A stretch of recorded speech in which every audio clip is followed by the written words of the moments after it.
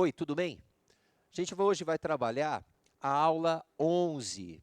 A aula 11 de Geografia Geral, Clima Mundial. Nós estamos na apostila 2, ok? Meu nome é Wagner Augusto. A gente vai poder conversar um pouquinho sobre características que a gente fala presente na circulação geral da atmosfera. O objetivo dessa aula é que você termine tendo uma boa noção de como essa circulação atmosférica ela se dá em suas particularidades.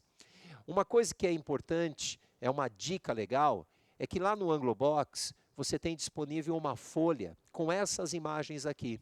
Se você assim desejar, e eu recomendo, tenta imprimir essa folha, porque ao longo dessa aula você vai poder usar essas imagens para completar. Exatamente, a gente vai conseguindo ter uma visualização sobre algumas das características que discutiremos. Vamos supor que você não tem como imprimi-la, nenhum problema. Conforme eu estiver usando tais imagens, você pausa a imagem, você pausa o vídeo, tenta desenhar algo parecido no seu caderno e assim a gente continua a discussão prosseguindo o vídeo, ok? Vamos lá.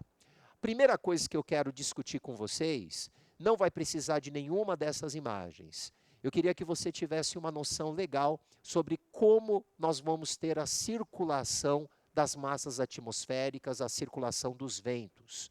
Para isso, eu quero que você imagine que nós temos determinada parte da superfície do planeta. Essa superfície do planeta está sendo iluminada pelos raios de sol.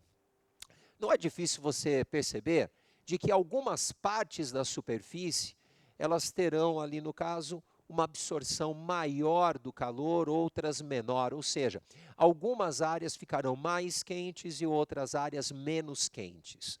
Vamos supor que esta parte da superfície, ela ficou muito aquecida. Exatamente como que o ar vai se comportar aqui?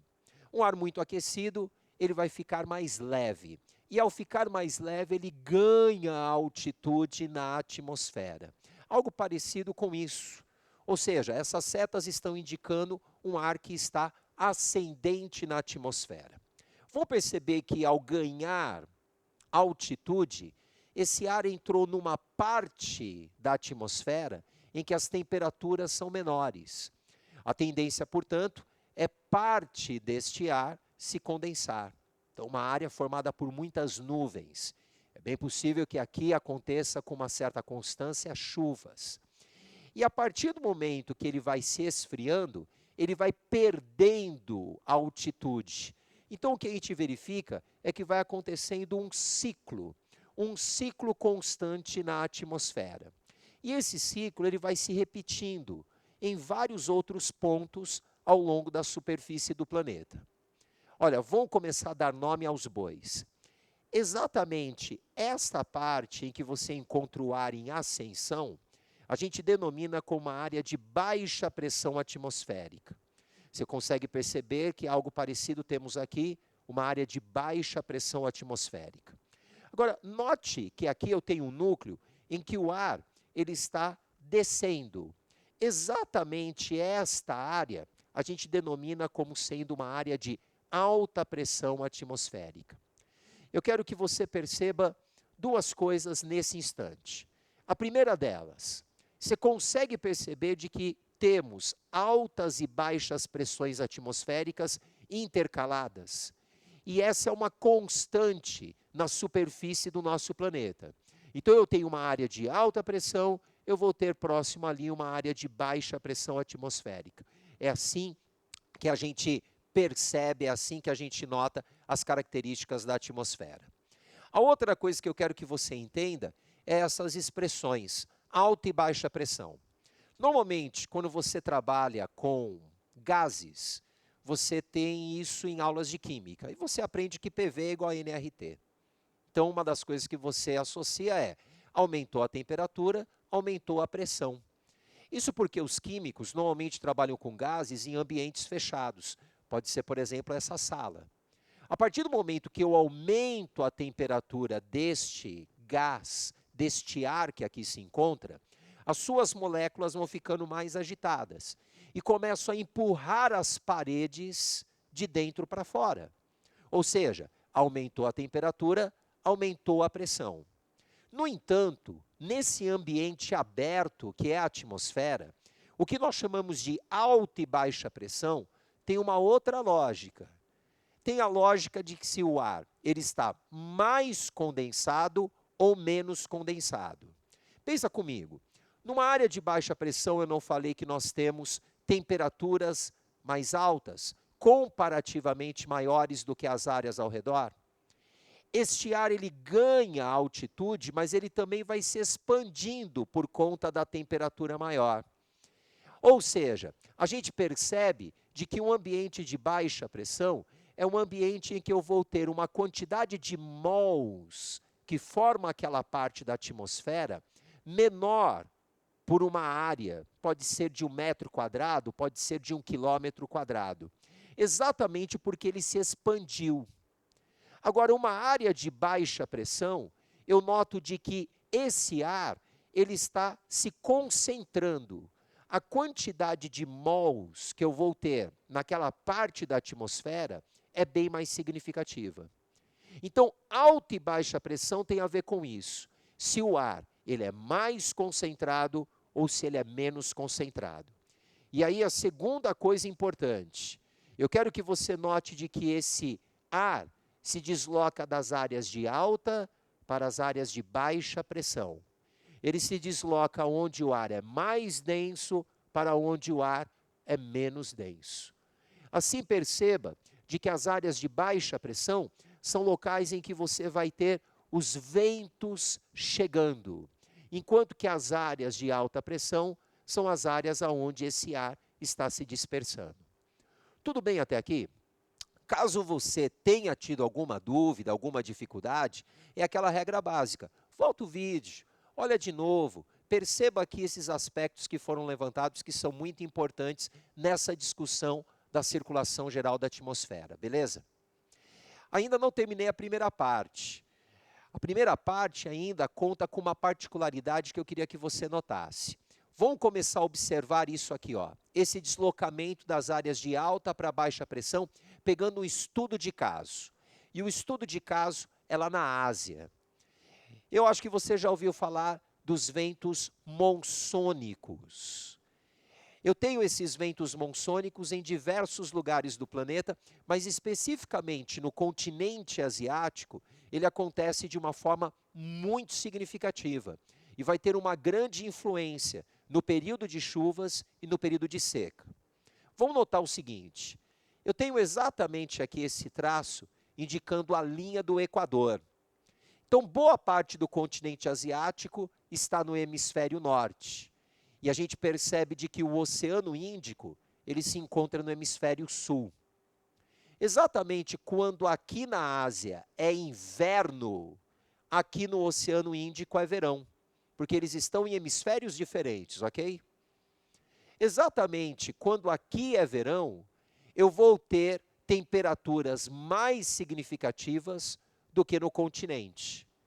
Portanto, na área continental, eu vou ter um ar mais denso, mais concentrado. Eu vou ter, portanto, aqui um núcleo de alta pressão atmosférica. E lembre-se que os ventos deslocam-se das áreas de alta para a área de baixa pressão, correto? Então, os ventos eles saem da área continental e vêm em direção do Oceano Índico. Pensa comigo. Se a área é continental, este local não tem muita evaporação. Portanto, este ar que vem da Ásia para o oceano é um ar muito seco. É um período que chove muito pouco. 6 meses depois, a situação se inverte. Nós vamos ter agora, exatamente aqui nessa parte da Ásia, o verão, enquanto que no Oceano Índico é inverno. Não estou dizendo que o Oceano Índico está congelando, nada disso. Eu só estou dizendo que ele vai ter uma média térmica menor do que aqui presente na área continental. Portanto, pela lógica, a gente vai ter aqui no oceano formando-se um núcleo de alta pressão atmosférica e esses ventos deslocam-se para o continente, onde eu tenho um núcleo de baixa pressão atmosférica. O oceano é um local de grande evaporação. Portanto, esses ventos deslocam-se para o continente com muita umidade, o que vai promover muita chuva. Muita chuva num país chamado Índia, num país vizinho chamado Bangladesh, nos países do Sudeste Asiático, como Vietnã, Laos, Camboja, muita chuva até mesmo no território chinês e no território japonês. Então, note que a gente vai ter aqui esta sendo uma dinâmica atmosférica que dialoga muito bem com aquilo que a gente acabou de observar. E o último toque nessa primeira parte da aula. Eu quero que você perceba de que esta área que nós chamamos de baixa pressão atmosférica, o ar está em ascensão, correto?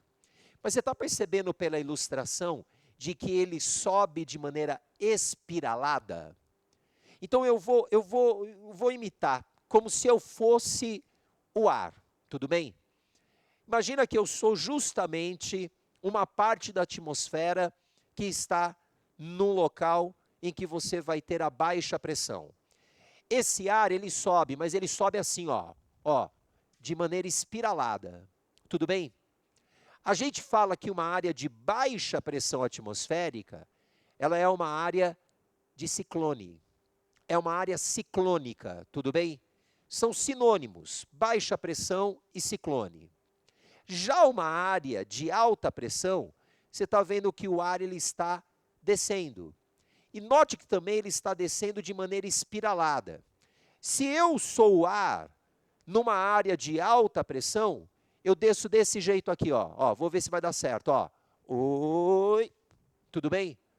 Exatamente, a gente nota que é um anticiclone. Guarda isso, baixa pressão, ciclone. Alta pressão, anticiclone. Tudo bem? Assim a gente encerrou a primeira parte dessa aula. A segunda parte dessa aula, a gente vai dialogar com essas particularidades, mas a gente precisa dessa imagem aqui, ó. Lembrando, tem naquela folha que eu deixei lá no Anglobox. Se você precisar, imprima. Se não, pause o vídeo nesse momento e tenta desenhar algo parecido com isso. Veja que na folha que eu deixei no Anglobox, basta você virar a folha para ter a imagem desta forma, ok? Vamos lá. Você está notando nessa imagem que eu tenho aqui parte da superfície do planeta e as divisões latitudinais. Eu tenho zero de latitude, que é exatamente a linha do Equador. E note que eu tenho variações para o hemisfério sul e para o hemisfério norte, que vai de 30 em 30 graus. 90 a 90, a gente sabe que são as áreas polares. Eu tenho 60 e 30 aqui. Tudo bem? Vem comigo. Equador, região quente ou fria? Óbvio, quente. O ar que chega aqui ganha temperatura? Ganha. Se ganha temperatura, ele fica mais leve ou mais pesado? Mais leve. Então eu posso pensar de que o Equador é uma área de alta ou baixa pressão atmosférica? É uma área de baixa pressão. A gente vai ter aqui, normalmente, o ar se comportando dessa forma. Ele chega e sobe. Exatamente. Ao subir, a gente costuma falar que ele vai se condensar e vai promover muita chuva. A região equatorial é uma região que normalmente tem grande quantidade de chuva por essa particularidade na circulação geral da atmosfera. E aí vai um outro toque. A gente costuma chamar essa região de zona de convergência intertropical. Zona de convergência intertropical.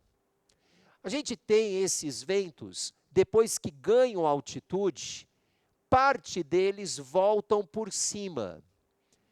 E voltam exatamente mais secos, porque perderam umidade nesse processo de ascensão. Vão dar nome aos bois? Está vendo esses ventos que estão deslocando-se das latitudes de 30 graus para zero? A gente fala que esses ventos são chamados de alísios. Ventos alísios. Olha a associação que eu faço. Eu sempre fico pensando que os ventos alísios são ventos muito próximos da superfície do planeta. São ventos que estão alisando a superfície do nosso planeta. Nesse trajeto vai tendo evaporação, e esses ventos vão ganhando umidade nesse trajeto. Eles perdem a umidade conforme tem essa ascensão e voltam por cima. Voltam mais secos, com o nome de contralísios. Perceba uma coisa, se aqui eu tenho um núcleo de baixa pressão, vamos lembrar uma coisa que a gente aprendeu na primeira parte da aula? De que existe intervalos, eles são intercalados, áreas de alta e de baixa pressão. Portanto, aqui na latitude 30 graus, eu estou vendo que se comporta normalmente com uma área de alta pressão. Aqui eu vou ter núcleos de baixa pressão, já que tem a lógica do intervalado, intercalado. E aqui os polos, alta pressão atmosférica. Tudo bem? Vamos lá. Eu também falei para você que os ventos, eles se deslocam superficialmente no nosso planeta, das áreas de alta para as áreas de baixa pressão, aonde eu tenho uma parte da atmosfera com maior concentração para uma área que tem menor concentração.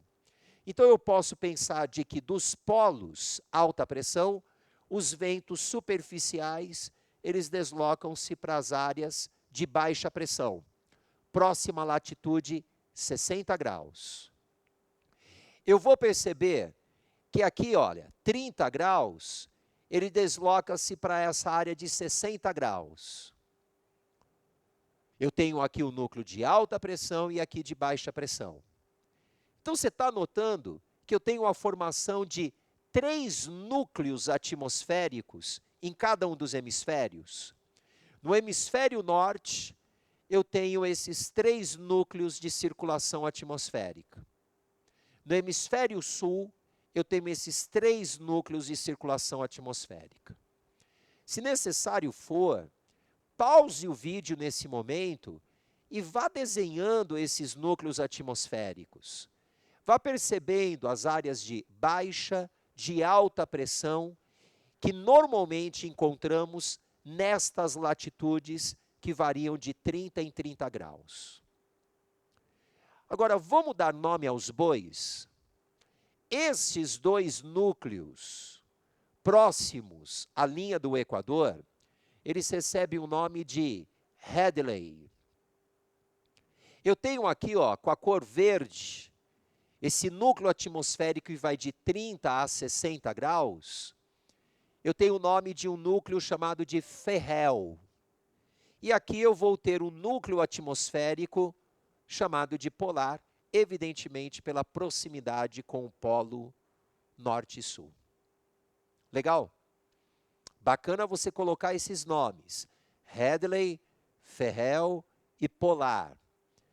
Até aqui, a gente está percebendo, portanto, que essa é uma visão geral da atmosfera, mas vale o toque. A atmosfera, ela vai ter um comportamento que beira o caótico, pensando que são vários os elementos que ao mesmo tempo estão agindo e que podem alterar o comportamento da atmosfera de forma até mesmo repentina. Isso aqui é um esquema geral, é a visão geral dessa circulação geral da atmosfera, é um comportamento que é muito constante, que é muito comum na atmosfera e que normalmente os vestibulares trabalham como uma particularidade do conhecimento exigido no ensino médio. Vamos lá. Você fez o desenho. Você até mesmo, necessário sendo, pausou o vídeo e colocou essas particularidades. Eu queria agora chamar a atenção disso aqui, ó. Desta latitude 30 graus.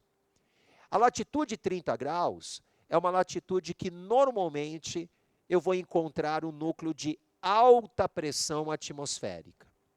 Os ventos, portanto, eles estão voltando da região equatorial e eles estão voltando secos. Secos porque eles perderam umidade conforme estavam nessa ascensão na região equatorial, ok? Então tem uma coisa interessante para a gente associar. A gente precisa perceber que nesta latitude, próxima ao trópico de Câncer, próximo ao trópico de Capricórnio, Câncer e Capricórnio estão em 23 graus de latitude norte, latitude sul, ou seja, muito próximo da latitude 30 graus. É muito comum a gente encontrar nestas áreas um núcleo de alta pressão atmosférica, a tal ponto que a gente costuma falar que estas latitudes são as latitudes do cavalo. Espera aí, Gugu, latitude do cavalo? Mas o que é isso, meu velho? Latitude do cavalo foi um termo que surgiu no período das grandes navegações. Vamos pensar o seguinte, ó. Imagina, por favor, que a base dessa cadeira corresponde ao mar. E esse apagador corresponde a uma embarcação. Uma área de alta pressão atmosférica, o ar se comporta assim, ó. Ele está descendente e ele cria um ambiente de calmaria. E um ambiente em que você não vai ter o vento levando os navios para nenhum rumo. E às vezes essa área de calmaria, ela se estendia por muitos quilômetros quadrados do oceano. O que os navegadores faziam quando encontravam um núcleo desse de alta pressão? Eles tinham que aliviar a carga do navio, principalmente porque começava a faltar água. Entre tomar a água potável para aqueles que estavam conduzindo o navio e dividir essa água potável com os animais que ali estavam, eles preferiam jogar os cavalos ao mar. Portanto, ficou conhecido na época como a latitude do cavalo, em que algumas situações eles sacrificavam os animais para que o navio pudesse ter uma longa duração na sua jornada, para que os marinheiros não morressem até mesmo por falta de água potável. Esse termo cai no vestibular, Gugu? Pior que cai. A gente já teve questões em que se questionava, se perguntava sobre a latitude do cavalo. Agora, se no mar a gente tem essas calmarias, a gente percebe também que as áreas mais secas no planeta, elas estão exatamente neste ponto latitudinal. Olha, a gente percebe que existe um deserto na América do Sul. Que deserto é esse aqui? Deserto do Atacama. A gente nota que aqui nessa parte do continente africano também tem um ambiente desértico. Que deserto é esse? Já responder, Kalahari. Aqui eu tenho o território australiano, toda essa parte interiorana sendo desértica. O pessoal chama de Outback. Ah, eu já fui, professora, eu comi o negócio. Não, não é esse Outback, pelo amor de Deus. Eu estou falando desse grande interior do território australiano, onde você tem vários desertos, dentre eles um muito famoso, o deserto de Vitória. E que deserto é esse aqui, ó? Você já sabe, é o deserto do Saara. Note, por favor, que todas essas áreas desérticas, elas estão muito próximas dessa latitude 30 graus, exatamente porque nessa latitude 30 graus, pensa que eu sou o núcleo atmosférico de alta pressão. Ó, o ar, ele está sendo descendente seco e dificulta a entrada de massas úmidas. É exatamente o núcleo de alta pressão atmosférica, o que faz com que você tenha nesse ambiente pouca chuva acontecendo. Deu para entender então esse papo? Deu para entender essa ideia? Assim a gente fechou a segunda parte dessa aula. Então veja, a gente tem que entender essa circulação influenciando até mesmo a formação do que nós chamamos de latitude do cavalo e a formação desses ambientes mais secos. Vamos dar um passo à frente. Vamos começar a terceira parte dessa aula. E para a terceira parte dessa aula, eu preciso usar essa imagem aqui. Lembrando que ela está naquela folha que eu disponibilizei. Se necessário for, pause o vídeo e desenhe uma imagem parecida com essa, legal? Vamos lá. Vamos entender como é a circulação muito próximo da superfície? Você sabe que aqui eu tenho 0 de latitude, 30, 60, 90. E o mesmo aqui em relação ao outro hemisfério, ok? Ora, note por favor que a gente já percebeu de que os ventos, eles saem da latitude 30 graus para a latitude 0. Portanto, eu tenho aqui uma área de alta pressão, os ventos deslocando-se superficialmente no nosso planeta para a área de baixa pressão. Então, se eu olhar apenas esse vento que desloca-se próximo da superfície, ele vai ter esse comportamento. Mas peraí, Gugu, peraí. Eu estou notando que você colocou a setinha meio tombada. Não está errado isso? Não, não está errado. E por que ele tem esse comportamento? Porque você tem que lembrar de que associado a esse movimento dos ventos, a gente tem a rotação da Terra. O movimento da rotação é de oeste para leste. A Terra faz esse movimento de rotação. E exatamente esse movimento rotacional, ele vai influenciar nessa leve deflexão dos ventos. A gente daqui a pouco vai discutir que deflexão é essa. Mas guarda o nome, Coriolis. Sim, isso aqui tem a ver com o efeito Coriolis, que é a associação desse deslocamento do vento junto com o movimento de rotação da Terra, levando os ventos a terem uma leve deflexão.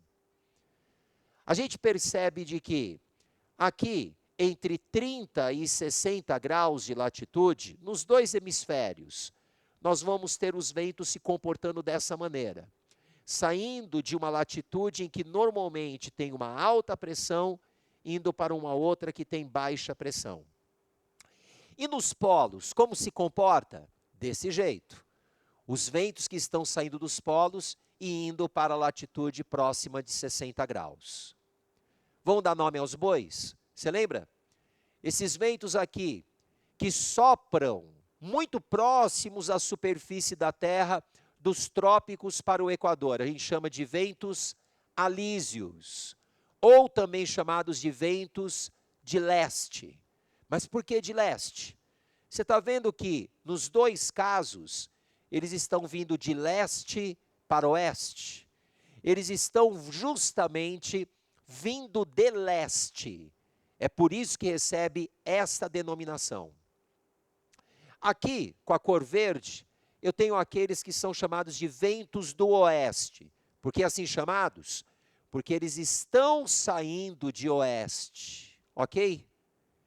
E nós temos esses aqui chamados, evidentemente, de ventos polares.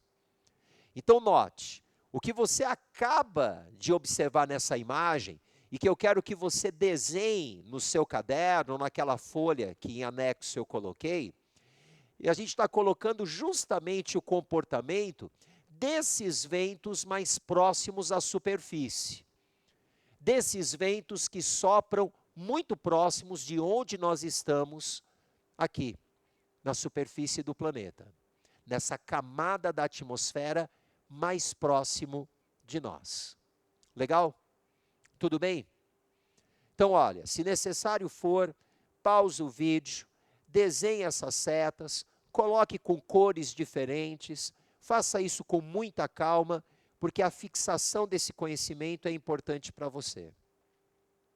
Vamos dar sequência, e eu gostaria de perceber com vocês uma outra particularidade. Núcleos de alta e baixa pressão existentes no hemisfério norte e no hemisfério sul. Aqui a gente está começando a última parte daquelas 4 que eu falei que eram importantes nessa aula. E aí você pode usar esta imagem que eu deixei na folha em anexo. Ou então você pode desenhar, combinado que a gente está conversando nessa aula. Vamos lá. Devido ao movimento de rotação, devido àquele chamado efeito Coriolis, a gente percebe que no hemisfério norte, o comportamento dos ventos é ter uma deflexão para a direita. Exatamente isso. Vamos lembrar, uma área de alta pressão, os ventos eles estão entrando ou eles estão saindo? Legal. Espero que você tenha respondido. Eles estão saindo. Devido ao movimento de rotação da Terra, ele vai ter uma leve deflexão para a direita. Ah, está conseguindo enxergar que ele está indo para a direita? Não enxerguei, Hugo. Ó, eu vou utilizar esse boneco, o Charlie Brown. O Charlie Brown está aqui, ó, exatamente observando de onde o vento está saindo para onde ele está indo. Repara, por favor, que ele está indo justamente para a direita. Então você tem que observar de onde ele está saindo para onde ele está indo. A gente nota que a deflexão é para a direita. E aqui?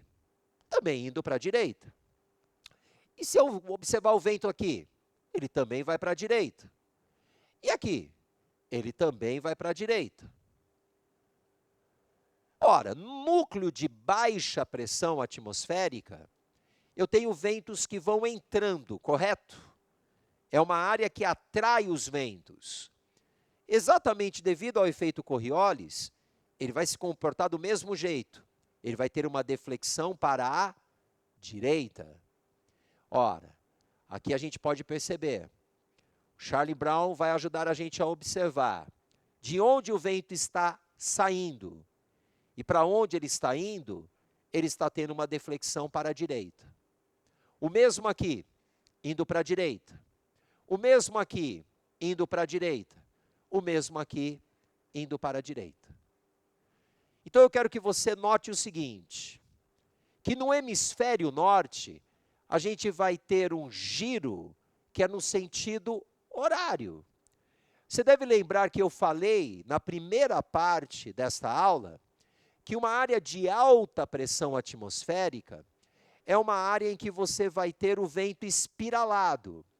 E ele está espiralando nesse sentido, no sentido horário. A gente vai ter um núcleo de baixa pressão também sendo espiralado. E o comportamento aqui nos mostra que é no sentido anti-horário. Tudo bem? Veja, se necessário for, volte o vídeo, observe novamente essas particularidades que estão sendo levantadas, que são muito importantes. Agora, vamos ver o comportamento no hemisfério sul? No hemisfério sul, o movimento dos ventos associado à rotação terrestre faz com que nós tenhamos esses ventos tendo uma leve deflexão para a esquerda. Isso tem tudo a ver com o efeito Coriolis, o efeito associado ao movimento de rotação da Terra. Vamos ver. Uma área de alta pressão. Os ventos estão saindo, correto? A gente vai ter aqui ele indo para a esquerda. Novamente, ó, usa o boneco Charlie Brown. Você está vendo que ele está indo para a esquerda de quem está observando de onde o vento está saindo para onde ele está indo na superfície do planeta. E aqui, a gente percebe que ele está indo para a esquerda. Para a esquerda, o mesmo aqui nesse comportamento. A gente nota de que ele está fazendo, portanto, um núcleo de giro que é anti-horário. Legal? E aqui, ó, baixa pressão. Baixa pressão também. A gente nota que ele tem uma deflexão sempre para a esquerda. Legal? Note, então, que nós vamos ter um giro no sentido horário. Tudo bem? Por que que isso aqui é tão importante? Porque isso tem tudo a ver com o giro dos furacões. Vamos dar uma olhada? Essa é uma questão que caiu na prova da FUVEST, em 2016. e que está falando justamente do tema que a gente está trabalhando agora. Vamos ver se a gente consegue responder adequadamente? O vento é o movimento do ar em relação à superfície terrestre. Ele se deve, à existência de gradientes de pressão atmosférica e sua distribuição é representada pelas isóbaras. Isóbaras são linhas com o mesmo valor de pressão atmosférica. O vento também sofre influências do movimento de rotação da Terra, podendo se destacar, entre outras, o que ele está chamando de força de desvio, conhecido como efeito Coriolis. Esse efeito atua sobre os ventos, deslocando sua trajetória ao longo das isóbaras, conforme os hemisférios do planeta. Legal. Com base no texto e seus conhecimentos em relação aos centros de alta pressão, pode-se representar corretamente a circulação dos ventos no hemisfério sul e norte, conforme esquema abaixo. E aí?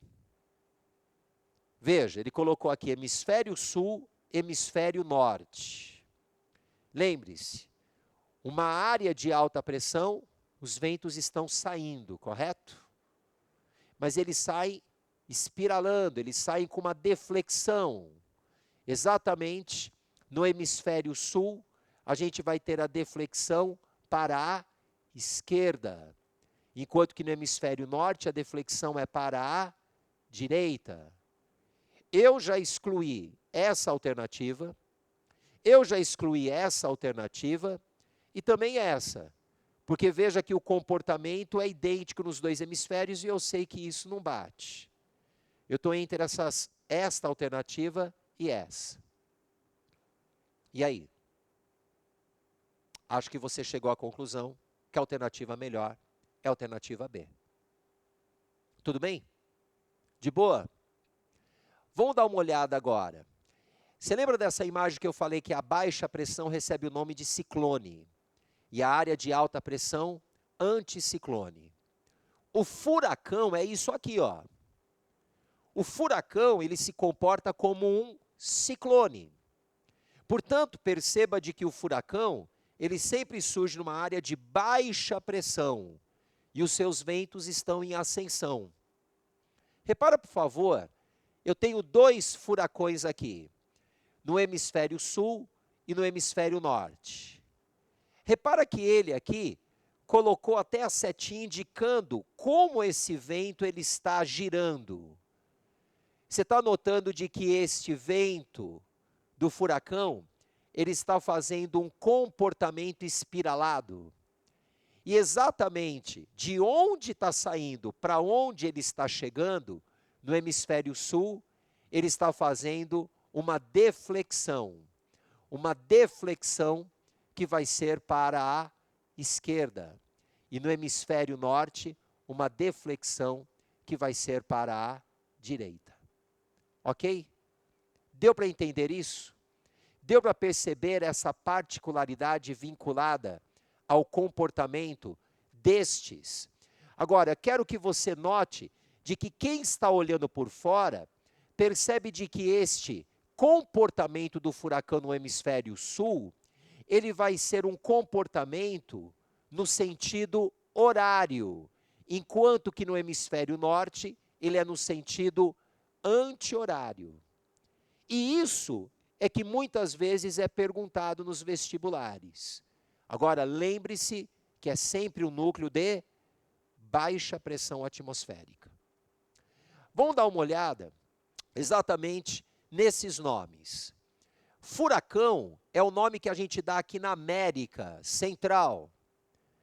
O mesmo fenômeno recebe o nome de ciclone nessa parte do Oceano Índico. O mesmo fenômeno recebe o nome de tufão nesta parte do Oceano Pacífico. É o mesmo fenômeno, tudo bem? A gente nota de que são nomes para o mesmo fenômeno atmosférico que começa onde? No mar.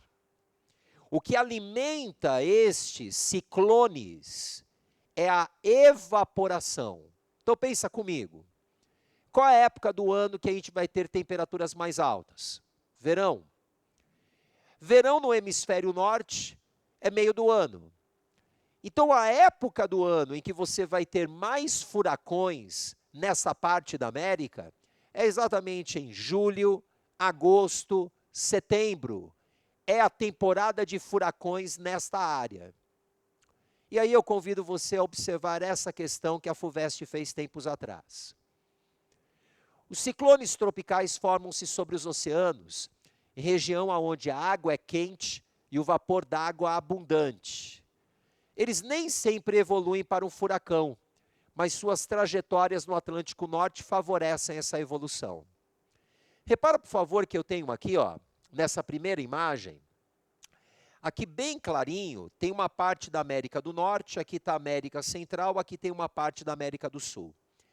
Cada um desses traços aqui, ó, corresponde a um furacão, que vai do período de 1980 a 2005. Então veja a quantidade de furacões, de ciclones que passaram aqui. Nessa segunda imagem, ele mostra o comportamento de um furacão de 1915, o Galveston. Então veja, ele no primeiro momento era um TT, uma tempestade tropical. Depois tornou-se um furacão nível A, que chega a essa velocidade. Tornou-se B, velocidade maior. C, velocidade maior ainda. D, também conhecido como cão chupando manga, velocidade imensa, temporal. E exatamente quando ele entra nos Estados Unidos, voltou a ser um TT. Por que que ao entrar no território norte-americano, ele ficou enfraquecido? Diria um aluno, medo? Medo do poder bélico norte-americano? Imagina, tem nada a ver com isso. Uma das perguntas que é exatamente saber esse comportamento. Vamos lá, primeira parte. Caracterize os furacões quanto às latitudes. Furacão surge em latitude alta ou baixa? Lugar que é quente. Então a latitude é baixa. O que alimenta o furacão é a evaporação. A pressão atmosférica é uma baixa pressão. Portanto, baixas latitudes com baixa pressão atmosférica. Pergunta B. Identifique as regiões onde os furacões ficam enfraquecidos nas suas trajetórias. Você viu que ele se enfraqueceu quando ele entrou no território estadunidense, correto? Ora, o que alimenta o furacão não é a evaporação do mar? Ora, a gente nota que quando o furacão ele alcança lugares que têm baixa evaporação, ele tem uma tendência a diminuir. Às vezes, ao entrar no continente, ele vai levar mais uns 2, 3 dias para desaparecer. Mas é claro que ele vai desaparecer porque a evaporação diminuiu. E a última pergunta. Caracterize os impactos sociais e infraestruturais dos furacões em países insulares na área representada no mapa 1. Cite ao menos um desses países. Ora, ele falou países insulares. País insular é ilha. Portanto, você tinha que citar um país da América Central que é ilha. Poderia ser Cuba, poderia ser a Jamaica, poderia ser Haiti, República Dominicana, poderia ser Bahamas. Tinha que conhecer o mapa. Olha a importância disso. E o que que ele prejudica? Ele vai destruir residências, ele vai destruir plantações, estradas, linhas de transmissão de energia. Ele cria um caos na infraestrutura do país que vai ser assolado por um furacão. Deu para entender esse papo? Deu para entender essas ideias? Só para a gente encerrar essa aula, eu gostaria de mostrar para vocês esse exercício que caiu na Unesp, 2020, circulação geral da atmosfera. Você está vendo aqui que eu tenho 90, 60, 30, 0, respectivamente em cada um dos hemisférios norte e sul. Primeira parte, identifique as pressões atmosféricas nas latitudes 0 e 30. Caiu agora, hein? Latitude 0 é uma área de baixa pressão, enquanto que 30 é alta pressão atmosférica. Legal? Pergunta B. Explique a dinâmica da zona de convergência intertropical. esta área e consequências de sua atuação. Então a gente sabe que é uma área de baixa pressão atmosférica, aonde convergem os ventos alísios, está próxima à linha do Equador, é uma área em que você tem os ventos ascendentes da célula de Hadley, é uma área que você vai ter altas temperaturas e intensa precipitação. Todas essas ideias poderiam ser aqui indicadas nessa pergunta B. Legal? Agora, a gente precisa responder duas questões que você tem como tarefa de sala de aula. Ora, é legal que eu mostre o exercício e você pause. Eu queria primeiramente que você desse uma olhada nesse exercício 4. Pula momentaneamente 1, 2 e 3, a gente vai fazer na próxima aula. O exercício 4. Leia o exercício 4 e depois volte a observar o vídeo. Você está notando que a questão envolve uma área chamada Bangladesh, a região é sujeita a muitas chuvas. Qual a alternativa melhor das indicadas? Exatamente a alternativa B, falando sobre as chuvas monsônicas. Legal? Eu quero agora que você observe o exercício 5. Leia com cuidado o exercício 5. Observe a imagem com cuidado. Pause o vídeo nesse momento para isso. Legal. Você já leu, você já viu as alternativas e eu espero que você tenha visto de que só podem ser aqui associados aos ventos alísios e a gente nota que a alternativa melhor é a alternativa A de amor, falando justamente sobre particularidades dessa circulação que a gente discutiu na aula de hoje. Olha, façam as questões da tarefa mínima complementar. Observe com muito carinho o exercício 1 que você tem na tarefa. Foi uma questão que caiu na Unicamp e que pede para que você veja o comportamento de um furacão, se ele é do hemisfério norte, se ele é do hemisfério sul. Forte abraço e a gente se fala na próxima aula.